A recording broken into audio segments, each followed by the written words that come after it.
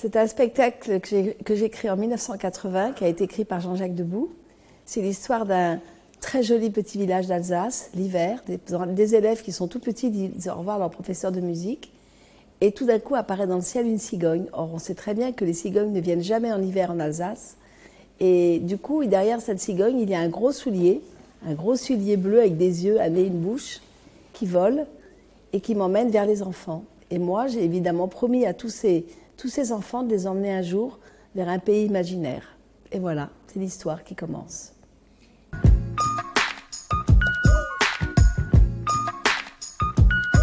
Le public a toujours voulu revoir tous les grands spectacles que m'a écrit Jean-Jacques Debout.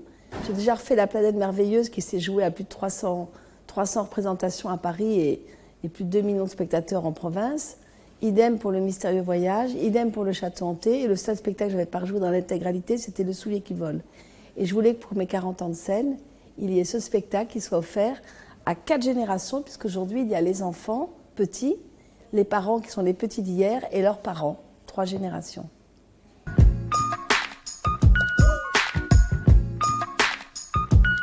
La seule recette, c'est la fidélité de mon public, qui a toujours su qu'on faisait des beaux spectacles et qui voulait les montrer à des parents. D'abord, c'était une maman avec 10 enfants, puis aujourd'hui, c'est 10 adultes avec 2 petits-enfants, pour leur montrer ce qu'ils ont connu petit. Je crois que la recette, c'est que Jean-Jacques comme moi, nous avons toujours fait de très belles choses pour ce public qui m'a toujours suivi. C'est ce public qui est le plus important pour moi. C'est eux qui ont tout créé avec moi et qui ont été les premiers à venir me voir.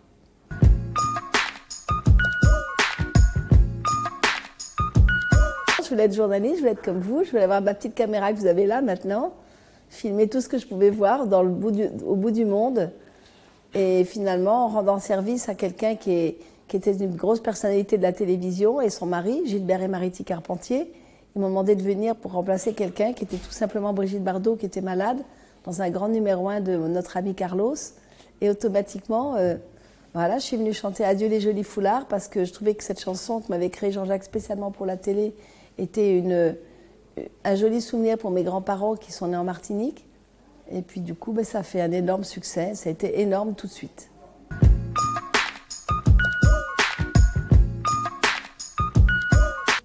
Peut-être mon plus beau spectacle, c'était ce que j'ai vu avec Jacques Brel.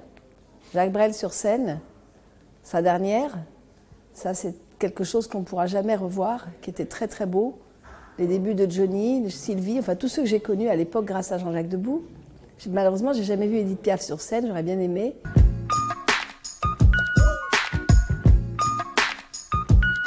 J'ai chanté au Cirque d'Amiens, évidemment. J'ai chanté dans des... Non, j'ai vraiment chanté beaucoup de fois à Amiens. Je pense que tous ceux qui vont venir au spectacle la prochaine fois, là bientôt, au Zénith, vont m'apporter des photos d'eux petits quand ils étaient avec moi. Et c'est là le plus beau souvenir, c'est ça.